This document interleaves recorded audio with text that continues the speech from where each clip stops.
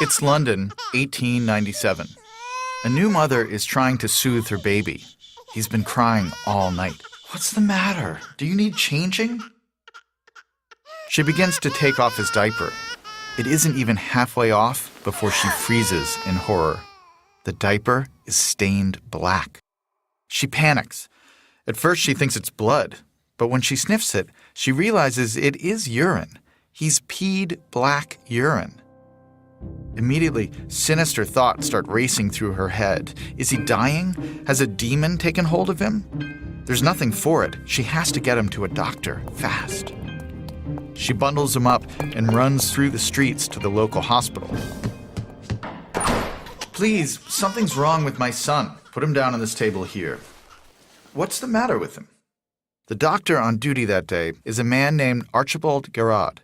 He'll later be described as a serious, cool man with a bushy, drooping mustache and a piercing gaze under a heavy brow. He's in his 40s, and he has eclectic interests. He likes to study butterflies and classical architecture, and, as it happens, urine, which he uses to diagnose medical disorders. The case is perfect for him. Your baby is not dying. Then what's the matter? I don't know yet. Have you seen this before? No, never. But I'm going to get to the bottom of it. Garrod begins searching through medical journals and finds a few other cases. Doctors seem to believe the black urine is the result of an infection. But Dr. Garrod isn't so sure, and the case remains unsolved in the back of his mind. 3 years pass. Garrod catches a break when he learns the same young mother is pregnant again. And as soon as the new baby arrives, he sends a nurse to go look in the baby's diapers. The nurse looks inside, and again, it's black. Garrod thinks this black urine disease is probably not an infection. What if it's inherited? And if that's the case, then maybe there's a pattern. Sure enough, he finds one. About 3/4 of the cases are born to parents who are related, often first cousins. Garrod has no idea why that would make a difference, but he wants to figure it out. He starts playing matchmaker, inviting men and women with black urine disease to hang around his ward, hoping they'll fall in love and have children. But no sparks fly, unfortunately, and it's not the most romantic conditions, I guess. So he tries something else. He pleads for more help in a medical journal. It's a long shot, frankly, but a month later, he gets a response. A biologist named William Bateson points out that Garrod's data fits perfectly with the newly discovered theories of someone named Gregor Mendel. As Bateson writes, the mating of first cousins gives exactly the conditions most likely to enable a rare and usually recessive character to show itself. Garrod is floored. He learns that this Mendel fellow was a monk, of all things, and had studied pea plants. But how could a theory about peas explain human beings? Was Mendel's theory really that powerful? He decides to write Bateson and get to the bottom of this. He was in for a pleasant surprise. Mendel's theory really was that powerful, more powerful than Garrod could have realized. It was nothing less than a universal theory for how life worked, and it was about to revolutionize biology. American Innovations is pleased to have ZipRecruiter as its presenting sponsor. ZipRecruiter strives to lead the way in innovative talent recruitment for businesses of all sizes. It's the smartest way to hire. What makes it so smart? Their powerful technology sends your job post to over 100 of the web's leading job boards. Then, it streamlines the hiring process by scanning through millions of resumes to identify people with the right skills and experience. ZipRecruiter finds the best matches and actively invites them to apply. Stay tuned at the end of this episode for an inside look into ZipRecruiter's culture of innovation. We'll be back with more from Ryan Eberhard, Senior VP and Head of Product at ZipRecruiter. Under Ryan, the product team is constantly improving their technology to connect job seekers and employers at businesses of all sizes. Love what you're hearing? Now you can try ZipRecruiter for free. Just go to ZipRecruiter.com/AI. That's ZipRecruiter.com/AI. ZipRecruiter.com/AI. One more time, ZipRecruiter.com/AI. ZipRecruiter, the smartest way to hire. From Wondery, this is American Innovations. I'm Stephen Johnson.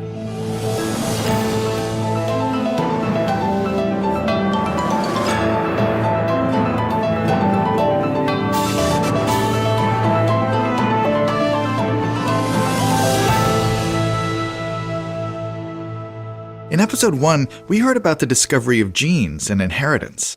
This is episode 2 of a 6-part series on DNA, Civil War. In this episode, we're going back to a conflict in the early 1900s that pitted supporters of Mendel's theory on the one hand with those of another famous biologist, Charles Darwin, on the other. But it was a war that actually made biology stronger in the long run. It forced the scientists to understand how inheritance really worked. It also paved the way for the all-important discovery of the DNA double helix, and a few decades after that, the sequencing of the human genome. As we heard in the last episode, genes were discovered by an obscure monk named Gregor Mendel back in the 1860s. Then he died unknown and unappreciated, his work forgotten. It stayed that way for almost 40 years. Until along came William Bateson, the biologist who suggested that black urine disease might be the result of a recessive gene. Although Bateson didn't rediscover Mendel on his own, it was Bateson who would bring Mendel's theories to the world. In fact, even though Bateson was a fierce atheist, his embrace of Mendel's theories had all the hallmarks of an old-time religious conversion. The conversion happens on May 8, 1900. It's a fine spring day in England, and Bateson's on a train to London, where he plans to give a lecture. He looks older than his 40 years, with droopy eyes and a gray walrus mustache. The train rattles through the Cambridgeshire countryside, passing field after field. To pass the time, he pulls out a scientific paper and he starts to read. It's an old paper, almost as old as Bateson, in fact, 35 years. He practically had to blow the dust off the volumes in his university library to find it. It seems like no one has looked at it in decades, or maybe ever. It's about breeding pea plants. Not exactly an exciting topic. But by the time he finishes the first page, he's hooked. By the time he finishes the entire paper, he realizes he needs to rewrite the entire lecture he's about to give. As the train gets closer to London, he gets to work. He strikes out whole pages of his lecture notes, scribbling madly to get down the ideas pinging through his brain.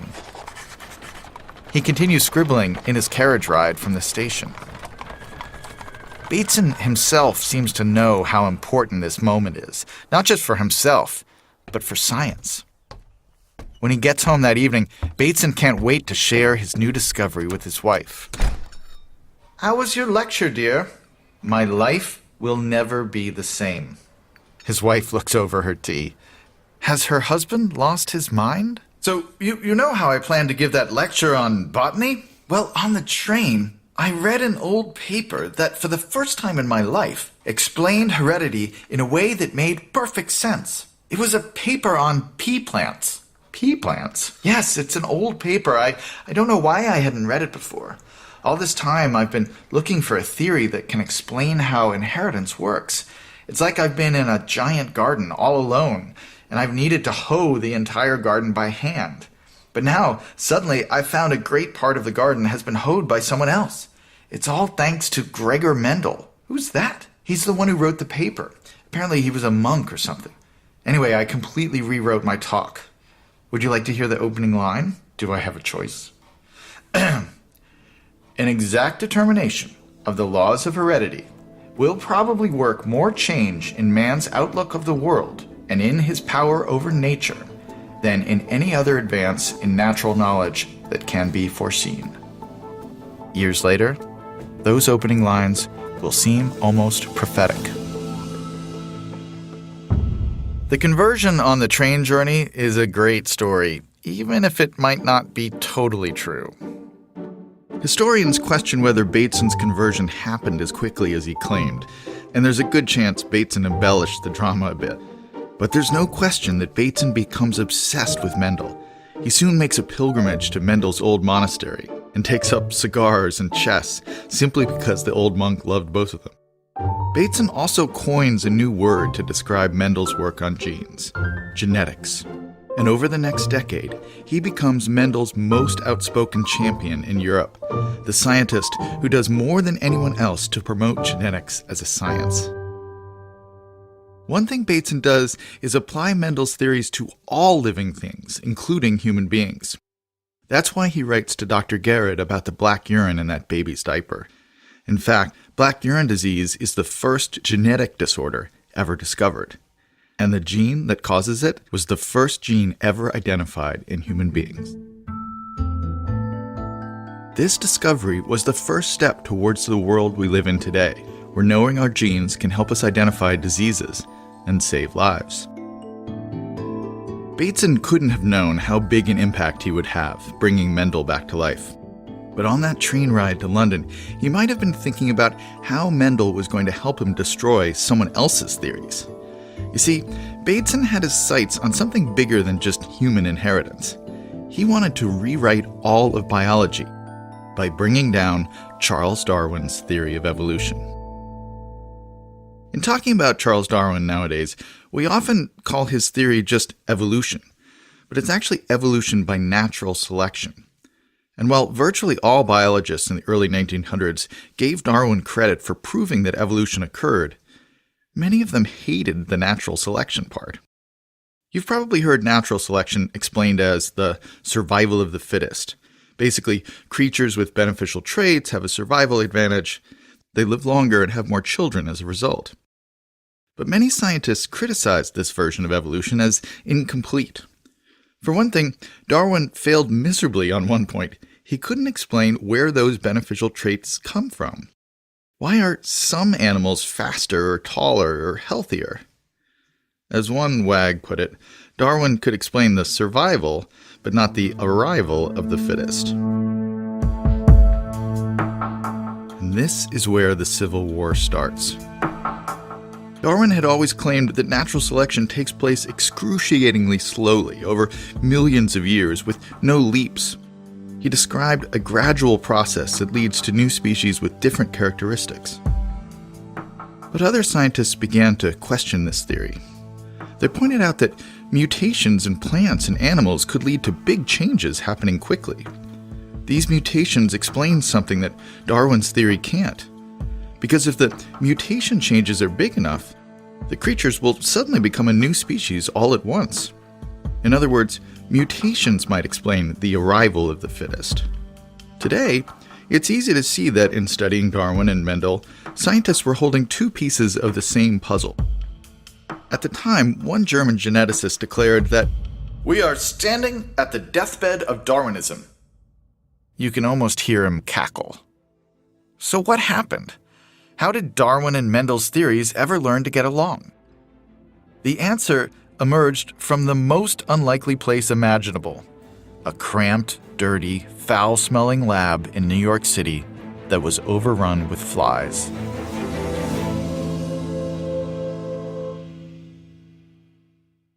Okay, so if there's one thing I love about innovation, it's when products are designed by humans for humans.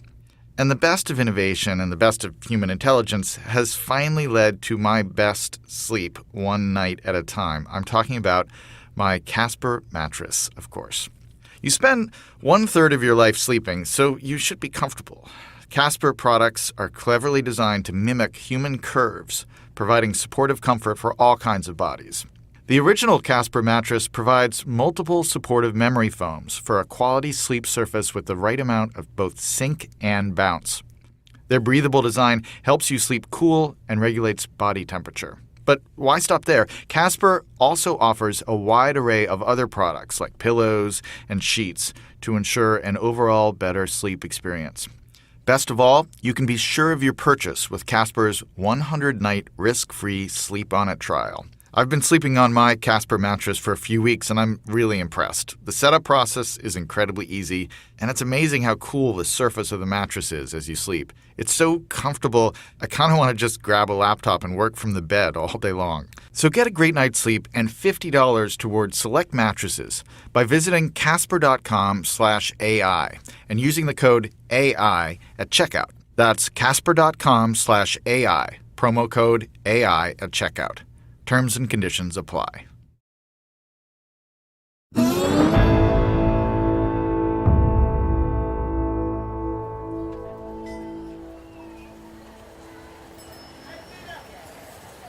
It's 1907, and in a New York marketplace, a vendor is selling bright yellow bananas.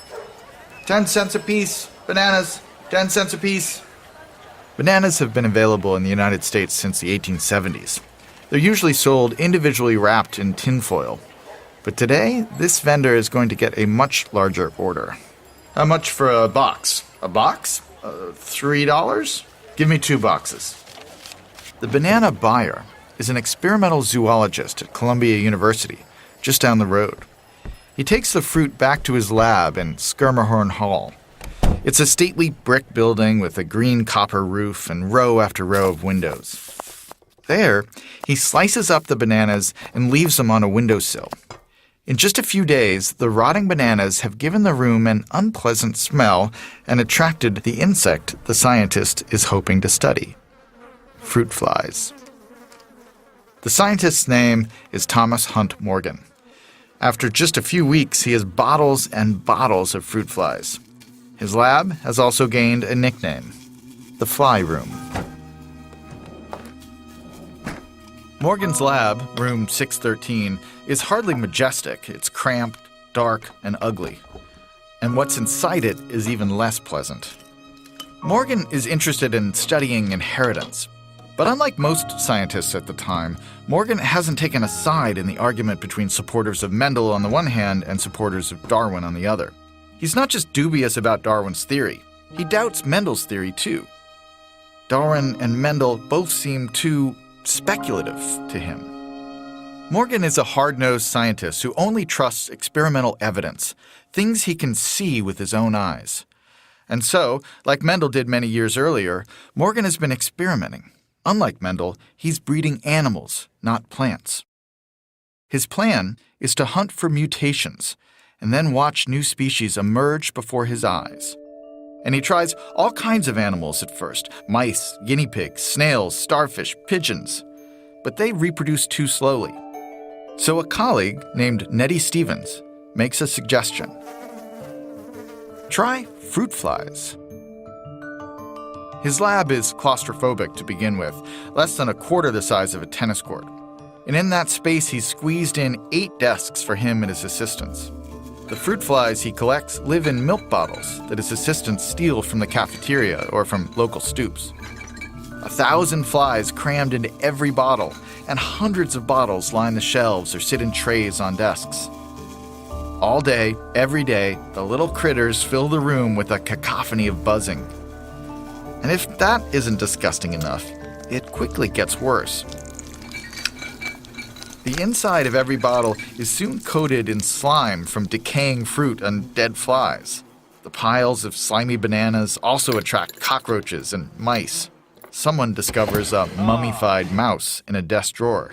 Apparently, the room smells so bad that one more bad smell hadn't even been noticed. Morgan doesn't seem to care. All he seems concerned with is his work. He spends his days at a desk with a small magnifying glass, like the kind used by jewelers, screwed tightly into his eye, carefully studying each bottle of flies. What's he looking for in those bottles? Mutations.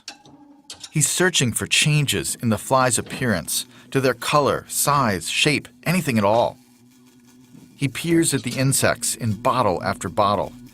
If the bottle fails to turn up anything interesting, he squashes the flies under his thumb and smears their remains wherever, often in lab notebooks.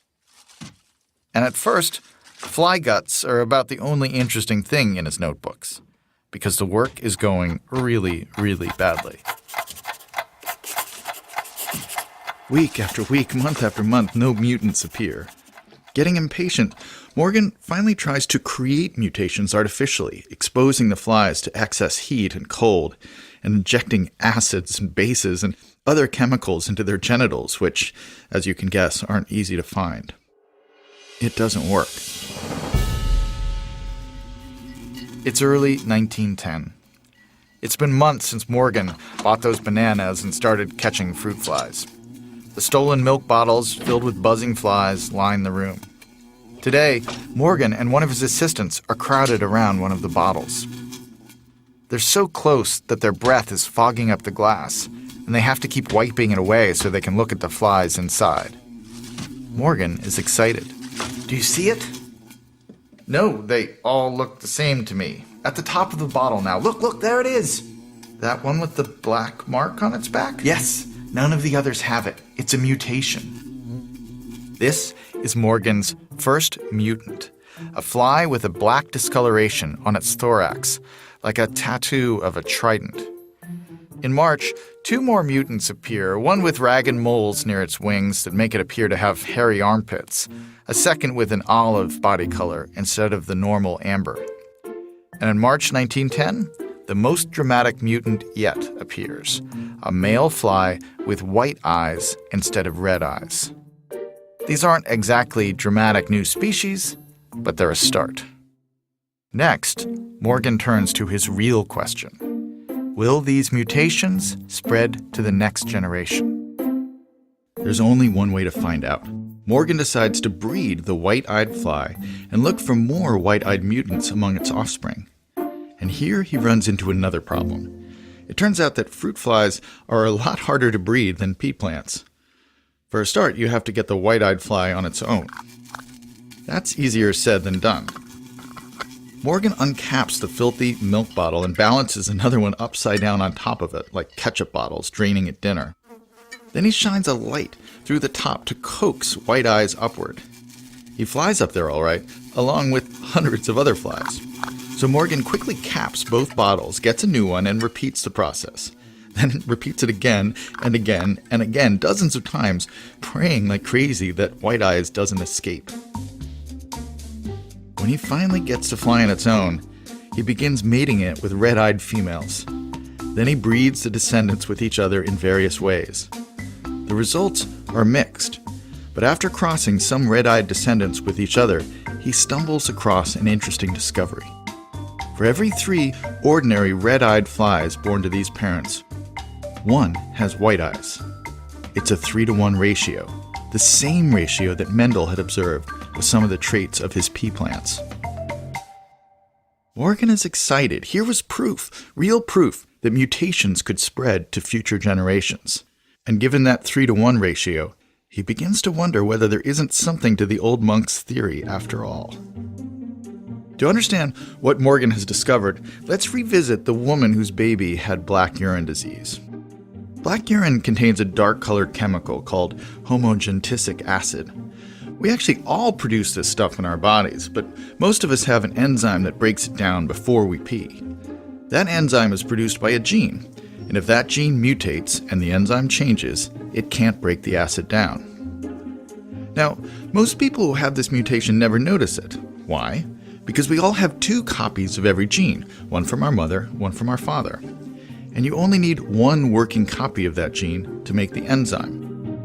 As a result, the mutated copy goes unnoticed. That's why it's a recessive gene.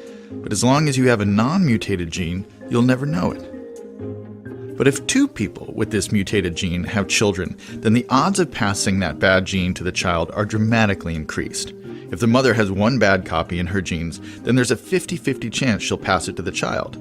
The same odds apply to the father. So the odds of both the mother and father passing that bad gene is 1/2 times 1/2, or 1/4. In other words, for every 3 healthy babies, 1 will have black urine disease, a 3-to-1 ratio. This same idea also explains Dr. Garrett's observation that cousin marriages are far more likely to produce babies with black urine disease, or babies with any genetic disorder for that matter. By definition, relatives have more genes in common. In particular, they're far more likely to have a bad copy of a potentially deadly mutation. So having children together suddenly becomes a crapshoot. Each child has a 1 in 4 chance of getting both bad recessive copies and developing a genetic disorder. There was something else about the mutant white-eyed fruit flies that Morgan and his team noticed. They were all male. And, stranger still, lots of the other mutations only appeared in male flies as well. One morning, an assistant is inspecting the jars of flies when he notices something. "Professor Morgan, what is it?" I think I've found another mutation." "Which fly is it?" "There, at the top. Wait, he's down at the bottom now." "He? It's another male?" It was puzzling. Until Morgan realized that the key to this puzzle was in the difference between male and female chromosomes. It was Nettie Stevens, a former assistant of Morgan's, who years earlier had figured out something incredibly important about the difference between male and female chromosomes. Humans happen to have 46 chromosomes in our cells, half from mom, half from dad. Those 46 chromosomes divide themselves up into 23 pairs. All the pairs look different, but within each pair, the 2 individual chromosomes look identical, like twins. At least, that's the way things work in females. In males, 22 of the 23 pairs still look like identical twins. But the last pair is an oddball, like a racehorse jockey standing next to an NBA center. That is, one of the chromosomes, which we now call X, is tall and lanky, while the other, which we now call Y, is a short stub of a thing. Stevens was the first scientist to prove that in most animals, including humans, having 2 X chromosomes produces a female, while having 1 X and 1 Y produces a male. We now call these the sex chromosomes. Back in the fly room, Morgan, her old advisor, remembered Stevens' work and realized that it held the key to his mutant fly conundrum. See, it wasn't just male fruit flies that were affected by these mutations. It's humans, too. Red-green color blindness and hemophilia, for instance, mostly affect men. In females, those 23 pairs of chromosomes are like mirror images of each other. That means even if there's a mutation on one side, there's a good chance that the other is not mutated. It serves as a backup. Men aren't so lucky. The Y is a little stub, not a mirror image. If a man happens to have a mutant gene on his X side, there's no backup. That's why colorblindness and other sex-linked disorders affect males much more often. This was the team in the Fly Lab's first major discovery, that some disorders are linked to a person's sex. And this discovery led to a second, even more fundamental breakthrough about how exactly genes get passed from parent to child. At this point, many biologists wanted to know about the physical basis of genes. What inside the cell actually carried genes from generation to generation? Some biologists thought chromosomes did. Maybe each chromosome was a separate gene controlling one trait. But that idea soon fell apart.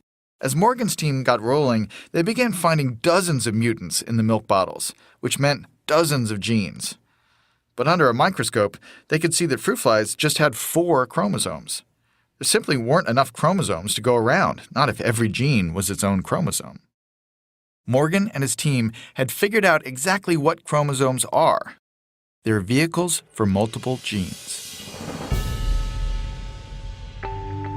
Think of a chromosome as a bit like a pearl necklace, with each pearl standing for one gene. Each gene is fixed in its spot, just like the pearls are.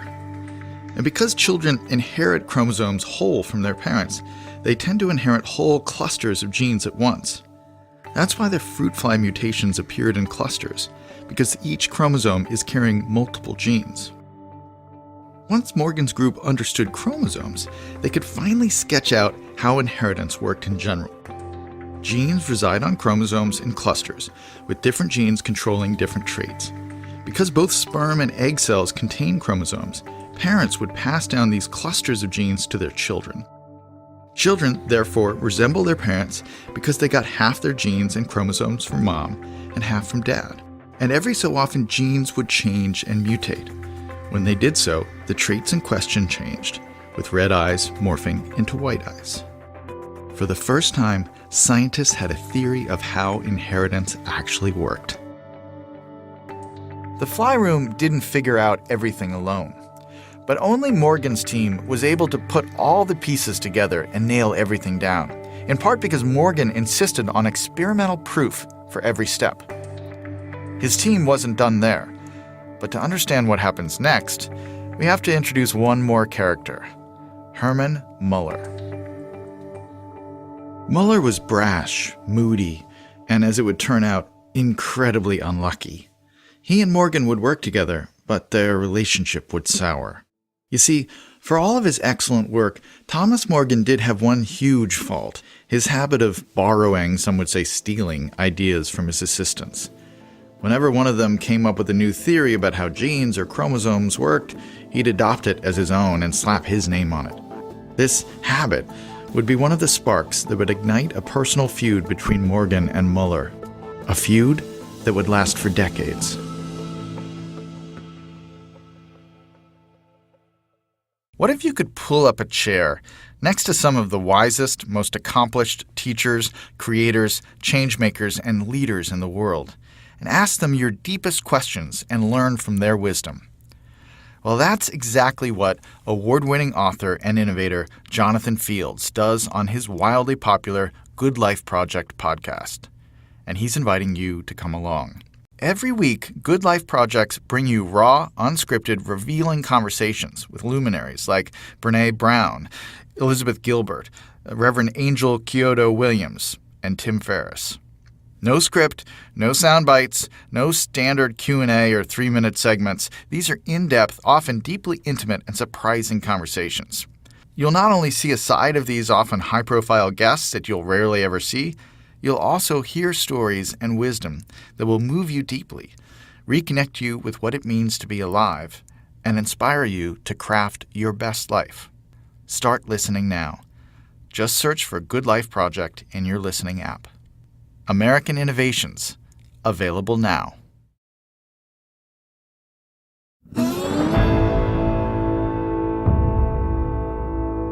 It's Berlin, March 1933.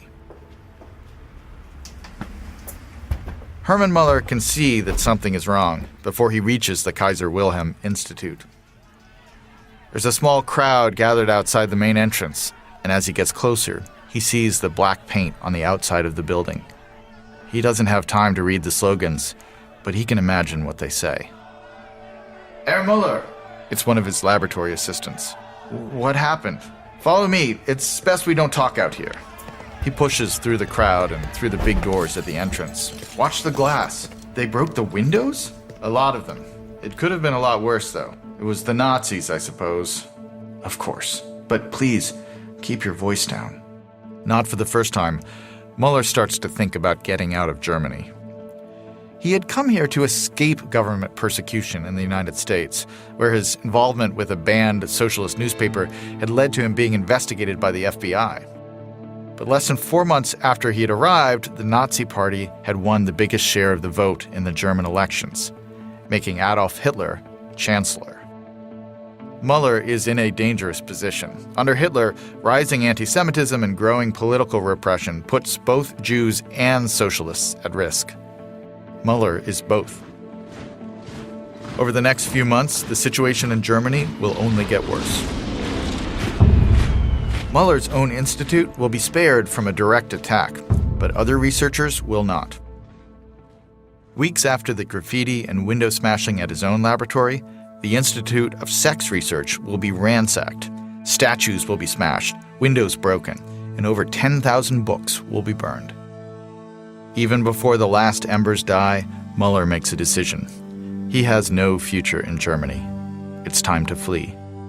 Having already left his home, the United States, Muller prepares to escape from another country. As he packs up his bags and figures out where to go next, maybe Muller stops to think back over his life and his career. If he does, then there's one name that definitely brings up all the old bitterness: Thomas Morgan. Morgan, who right now is basking in the glory of a Nobel Prize, while Muller lives in exile. Still, as he prepares to leave Germany, Muller might also have felt optimistic, ready to embark on new projects. He couldn't have known as he left Berlin behind, that his troubles would only get worse. A native New Yorker, Muller had first entered Columbia University in 1906 at the ripe old age of 16. His father had died 6 years earlier, leaving Muller to support his sister and his frail, elderly mother. To make money, he'd work shifts at local hotels and banks almost every day. As a committed socialist, he also felt the need to help the less fortunate, and so he tutored immigrants in English at night. Meals usually consisted of sandwiches bolted down on the subway between gigs. When he graduates from Columbia in 1910, he begins commuting 200 miles each way to Cornell University in upstate New York, several days per week to get his master's degree in biology. But no matter how overcommitted his life gets, Muller always uses his one free day, Thursday, to drop by Morgan's lab at Columbia and discuss genetics. He contributes several key ideas to their work on genes and chromosomes, and in 1912, Morgan finally grants him a coveted desk in the fly room. Right away, he struggles to fit in. He's too serious, not one of the boys. To be fair, Muller does have a grating personality. Even a friend once called him a, quote, flawed individual, insecure, competitive, idealistic, and very talented. And Muller is especially tactless at picking apart other people's arguments. Anything but pristine logic is personally offensive to him. Muller also gets into a rivalry with the other assistants in the fly room. There's another problem, too. Even though Muller has a talent for thinking up clever experiments, he rarely gets around to actually doing them. He simply lacks time. Given how much Morgan values experimental results, he can't help but brand Muller as lazy and unfocused. He refuses to pay him for his work. This only makes things worse. Muller still has to keep up his hectic work schedule just to make ends meet. He's working harder than ever and getting more resentful of the others. He keeps a list of who exactly contributes what to each discovery, which alienates him even more from the rest of the fly room team. After a few months, he has a nervous breakdown. Naturally, Muller resents Morgan for all of this, but one issue above all infuriates Muller: Morgan's breezy dismissal of evolution by natural selection as, quote, just another theory. Remember, Morgan had started off being opposed to both Darwin and Mendel. By this point, given all the mutations he's seen, Morgan was willing to grant that there was something to Mendel's theory of genetics. But Darwin still seemed suspect, too speculative, too abstract, not based on enough hard evidence. Muller, though, thinks the theory of natural selection is the foundation of all biology. And after recovering from his nervous breakdown, he makes it his life's mission to change Morgan's mind. It's a sparring match that would change biology forever. In short, Muller argues that mutations do change species, but only gradually. Mutations are subtle changes, not giant leaps, like having white eyes instead of red. And those subtle differences are the raw material that natural selection works on to decide who lives and who dies. As a result, new species don't arise all at once. They only arise gradually, driven by small mutations.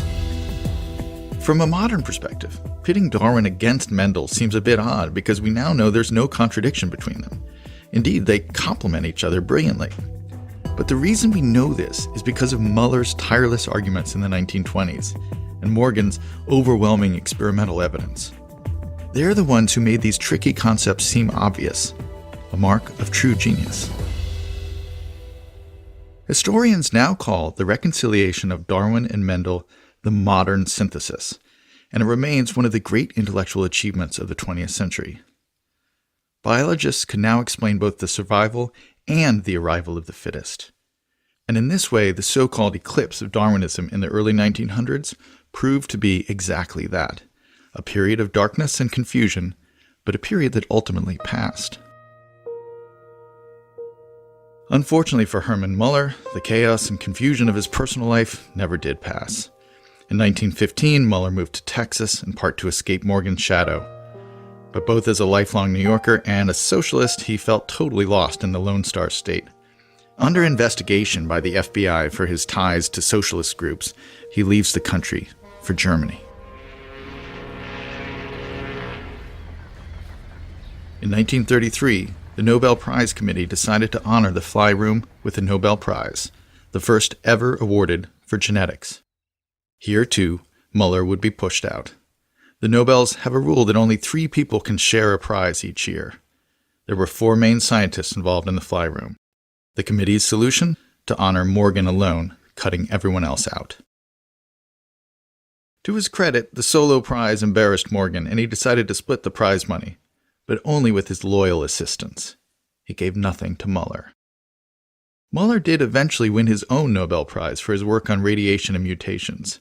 By then, his feud with Morgan had turned to another topic: eugenics. Eugenics is an offshoot of genetics that rose to national prominence in the 1920s and 1930s. Like geneticists, eugenicists studied inheritance, but they did so with a specific goal in mind: to breed better human beings.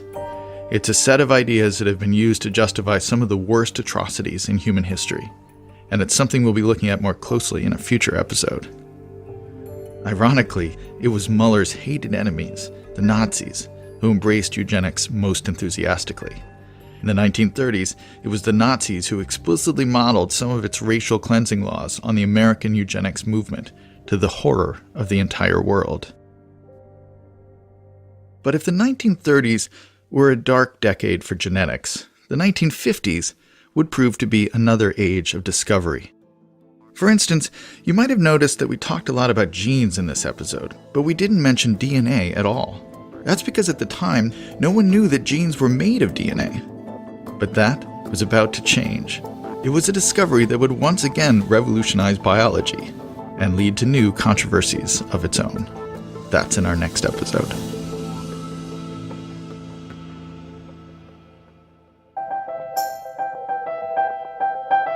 As we saw in this episode, innovation takes collaboration. That's true for most innovation. When, at the end of his career, Sir Isaac Newton was praised for his many intellectual achievements, that he said he merely was standing on the shoulder of giants. Now we're headed back to ZipRecruiter to talk with Ryan and Leah more about this. I think about that quote often because in software today, all of the work, all of the important work really is being done by standing on the shoulders of predecessors in the field. And it actually makes me think of my favorite innovation, which is the open source software. I didn't actually know that much about open source software when Ryan brought this up, so I Googled it, and I learned that open source is software that anyone can access, read, or change. Google, our partner, has developed one of the leading machine learning frameworks and open sourced it. It's called TensorFlow. It's fantastic. And what it means for us is we get to just inherit all of those learnings and all that innovation from Google and apply those techniques to the problems that we're trying to solve for our customers rather than develop them from scratch. We're all just standing on the shoulders of giants.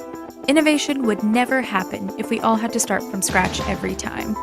And if you're hiring, why not use the platform that thousands of businesses already trust?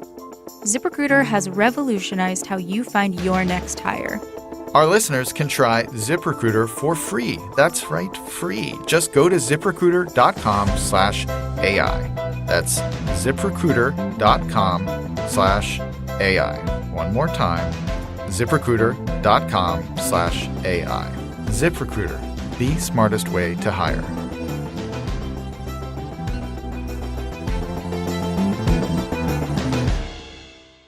I hope you enjoyed this episode of American Innovations. If you did, please do give us a 5-star review and tell your friends to subscribe. We're available on Apple Podcasts, Stitcher, NPR One, and every major listening app, as well as at Wondery.com. If you love the info you heard, the author of this series, Sam Keen, has several wonderful books about DNA, neuroscience, and more. His book on DNA is called The Violinist's Thumb, and it's available wherever books or ebooks are sold. You can learn more about his books on his website, samkeen.com, or you can follow the links in the show notes. And a quick note about these historical recreations you've been hearing. In most cases, we can't know exactly what was said, but these scenes are based on real historical research. If you're listening on a smartphone, tap or swipe over the cover art of this podcast.